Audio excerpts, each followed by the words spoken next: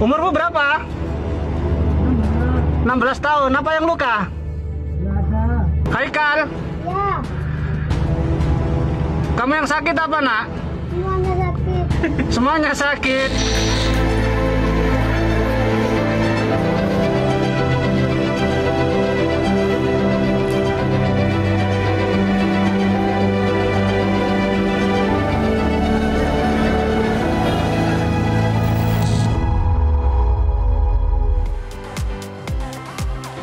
Pemirsa, jumlah korban tragedi ambruknya Pondok Pesantren Al-Qazini di Sidoarjo, Jawa Timur kini bertambah menjadi 14 orang meninggal dunia.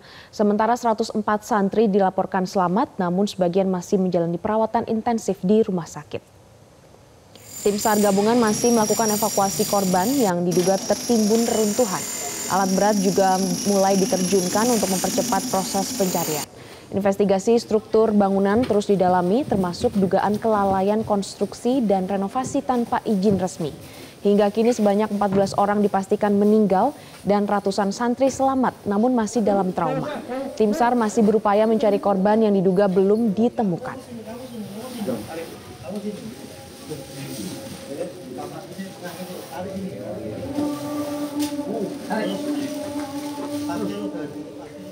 Dan berikut kita akan simak kutipan wawancara jurnalis Metro TV dengan Kepala BNPB Letjen TNI Suharyanto selengkapnya untuk Anda. Jadi 3 hari pertama itu kan kita fokus untuk menyelamatkan yang hidup. Ketemu 5 orang yang hidup. Setelah itu begitu tanda-tanda kehidupannya sudah tidak ada, kita dialog dengan masyarakat. Masyarakat yang terdampak mempunyai keluarga.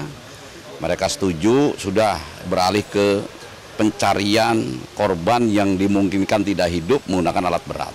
Memang kan harus pelan-pelan nih, karena ini walaupun itu reruntuhan, tapi karena ada jasad manusia, ya kan nggak bisa sembarangan. Tapi ada beberapa insiden keluarga masyarakat, tapi ini bukan keluarga inti sebetulnya. Paman, kakak datang, mungkin baru datang terus melihat, itu kelihatannya kesannya lambat itu yang melaksanakan pembersihan puing evakuasi. Kita sudah jelaskan, mereka menerima, tetapi kita juga introspeksi lah. Jadi kita juga rapat supaya lebih cepat. Akhirnya mulai tadi malam kita tidak keluarkan jenazah. Kita fokus malam itu menggunakan alat berat masuk per hari ini supaya apa yang disampaikan masyarakat kelihatannya lambat itu terjawab kan. Tapi sudah ada titik-titik yang sudah kita tandai bahwa di situ ada jasad. Nah, mungkin pagi ini sampai 1 hari ini akan kita keluarkan. Mudah-mudahan ini bisa lebih banyak daripada hari pertama, hari kedua. Karena sudah ada titik-titiknya. Ya. Ada beberapa yang memang di pusatnya terjadinya reruntuhan, itu agak banyak di situ. Tapi saya tidak bisa menyampaikan berapanya hari ini, nanti kita lihat sama-sama. Ya. Yang jelas nanti setelah ini bersih secara masif, dan sudah ada lorong-lorong untuk masuk mengambil jenazah ini, hari ini juga akan ditemukan jenazah-jenazah berikutnya. Memang catatan kami kan masih ada 49 ini yang harus kita temukan. Itu target kami ya, targetnya berapa hari harus secepat mungkin gitu. Tim DVI Polri mengaku kesulitan untuk mendapatkan identitas jenazah saat dilakukan identifikasi. Kendala tersebut dikarenakan kondisi jenazah yang sudah rusak serta kurangnya data pembanding yang diserahkan kepada pihak keluarga ke posko antemortem. Jenazah korban bangunan ambruk di Ponpes Al-Qazini, Sidoarjo, Jawa Timur terus berdatangan ke RS Bayangkara, Surabaya. Hingga Jumat malam tercatat 8 jenazah yang sudah berada di RS Bayangkara untuk dilakukan identifikasi postmortem. Meski 5 dari 8 jenazah telah selesai dilakukan identifikasi postmortem, namun hingga saat ini belum ada jenazah yang bisa diketahui identitasnya.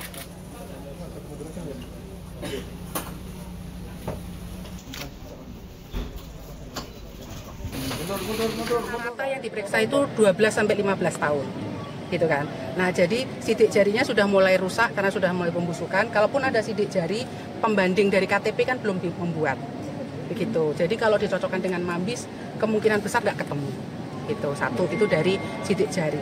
Dari gigi, nah gigi rata-rata umur 12-15 itu pertumbuhannya kan hampir sama. Ciri-ciri khusus sampai saat ini belum didapatkan. Misalnya, oh ada yang copot satu atau apa, itu belum ada yang khas gitu dari laporan keluarga dan yang ditemukan. Jadi untuk dari gigi juga agak kesulitan untuk membandingkan. Dari segi pakaian seperti tadi saya sampaikan mirip-mirip karena kan ini anak pondok, seragamnya kan kokonya putih semua, lagi sholat asar ya, kokonya putih semua. Nah terus pada pakai sarung juga. Nah tidak ada identitas apapun, misalnya di kokonya itu ada namanya atau tidak ada.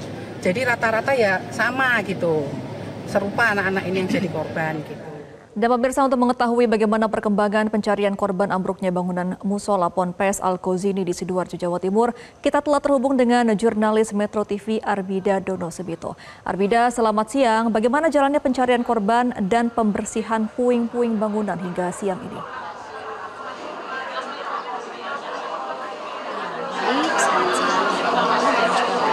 Memang evakuasi ini masih terus dilakukan dan fokus utama tadi yang disampaikan Kepala BNPB dalam konferensi pers pagi hari tadi, fokus utama dalam evakuasi atau penanganan korban ini adalah pembersihan puing-puing bangunan.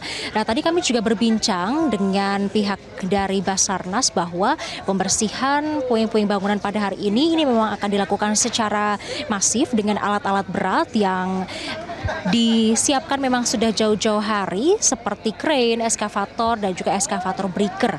Begitu yang digunakan tidak secara bergantian dikarenakan adanya halangan area yang tidak luas atau sempit begitu di area robohnya Pondok Pesantren Al-Qazini pada hari Senin lalu.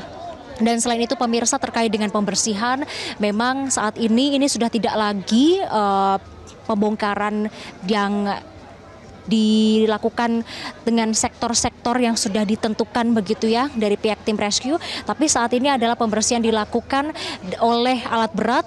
Ini tadi informasinya bahwa alat berat seperti kren ini sudah bisa masuk begitu dari area depan, dan pembersihan ini dilakukan untuk membuka akses jalan bagi alat berat untuk memasuki lokasi yang ada di sini.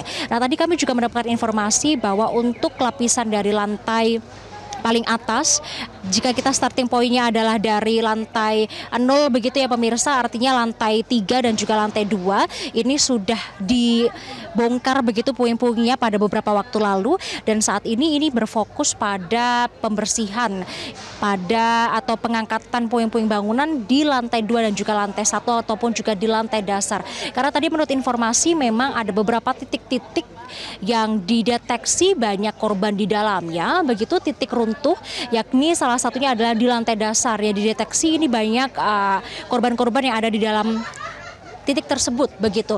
Dan memang tadi dalam konferensi pers disebutkan bahwa harapannya hari ini banyak korban yang ditemukan begitu karena hari ini fokus pada pembersihan puing-puing bangunan pada hari ini oleh alat berat. Dan sementara data yang kami dapatkan per hari Jumat kemarin atau di hari kelima, karena hari ini hari Sabtu hari ke-6 penanganan atau evakuasi korban, pada hari Jumat kemarin pada hari kelima ini informasinya ada 9 korban dalam kondisi meninggal dunia yang ditemukan, dengan korban terakhir di jam 11 malam kemarin. Nah, sehingga total jika dijumlahkan dari hari-hari kemarin ada 5 korban dan hari Jumat ada 9, artinya ada 14 korban meninggal dunia.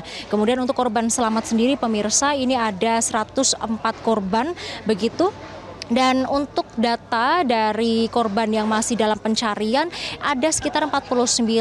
Namun tadi yang ditekankan oleh Kepala BNPB adalah ini masih terus dipastikan 49 korban ini apakah yang sedang dicari ini apakah memang berada di reruntuhan atau tidak. Namun yang pasti 49 korban yang sedang dicari ini datanya ini sesuai dengan data yang sudah dihimpun di dalam pondok pesantren ini pemirsa. Gema.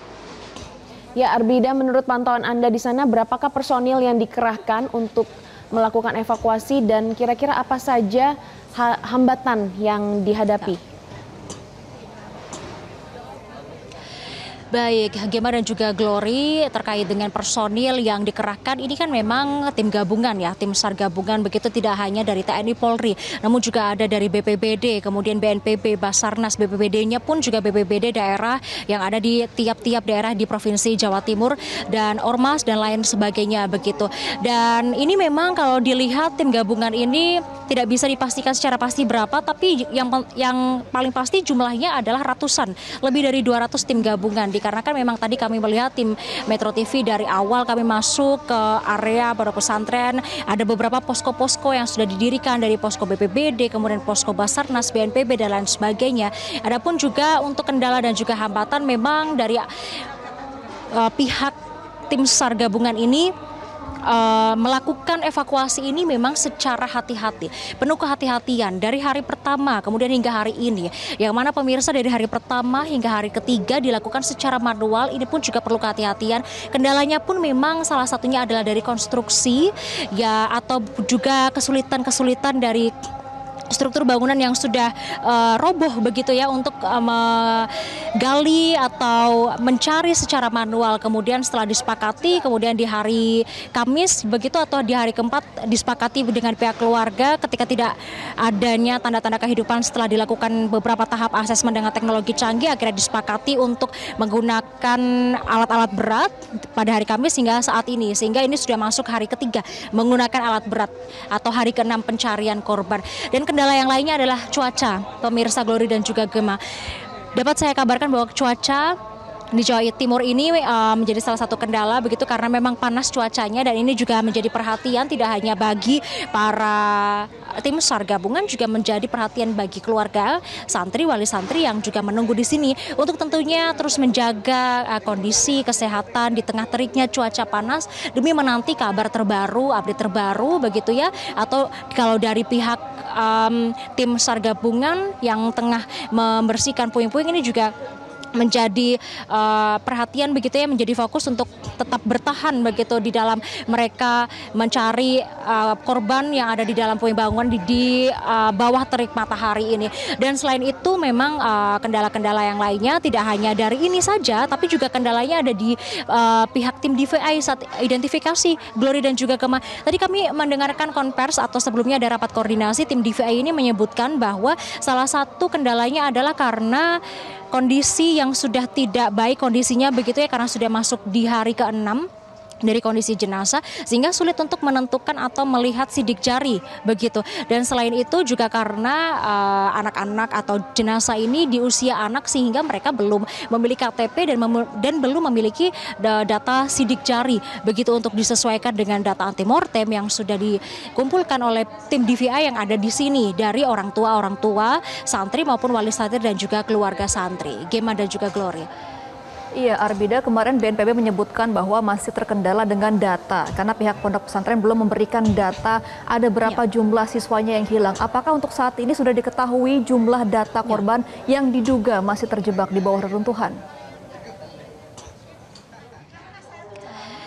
Baik, menurut informasi yang kami dapatkan memang untuk keseluruhan data santri di pondok pesantren ini dari pihak pondok pesantren sendiri memang belum mendapatkan informasi terkait hal tersebut. Namun terkait dengan ada berapa data yang hilang dan masih dicari, tadi saya sampaikan ada 49 data. Ini pun juga dihimpun dari nama-nama yang diduga hilang begitu, dari laporan-laporan orang tua, wali santri dan lain sebagainya yang memang ini diduga menjadi korban robohnya pondok pesantren ini. Namun yang menjadi catatan adalah 49 korban ini masih belum bisa dipastikan apakah mereka memang ada di dalam reruntuhan atau tidak begitu. Karena data ke-49 ini sesuai dengan yang sudah didapat dari pondok pesantren begitu ya. Maksud kami didapat dari adanya laporan-laporan keluarga santri dan lain sebagainya. Karena kalau misalnya kita melihat dari case sebelumnya nih Glory dan juga Gema, ada case ketika ada satu anak masuk ke dalam daftar pencarian orang,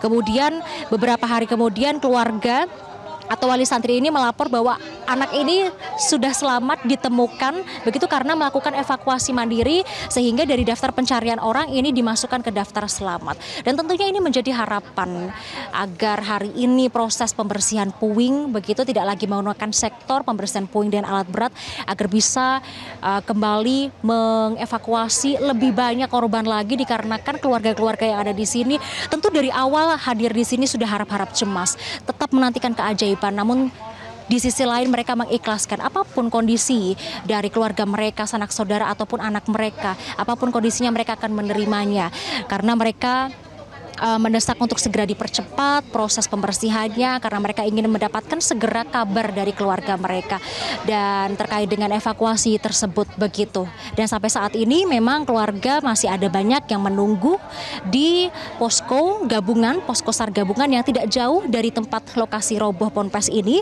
Dan tadi informasi juga mereka bisa dialihkan begitu ke Rumah Sakit Bayangkara untuk nantinya menunggu proses identifikasi yang dilakukan tim DVI Rumah Sakit Bayangkara yang ada di sana. Karena memang untuk segala proses dari identifikasi jenazah dan lain sebagainya oleh tim DVI ini difokuskannya hanya di satu rumah sakit, yakni di Rumah Sakit Bayangkara. Begitu. Kembali ke studio. Baik, terima kasih atas laporan Anda Arbida Donosemito. Kita akan nantikan update terbaru dari Anda. Terima kasih atas laporannya. Selamat kembali bertugas. Jelajahi cara baru mendapatkan informasi. Download Metro TV Extend sekarang.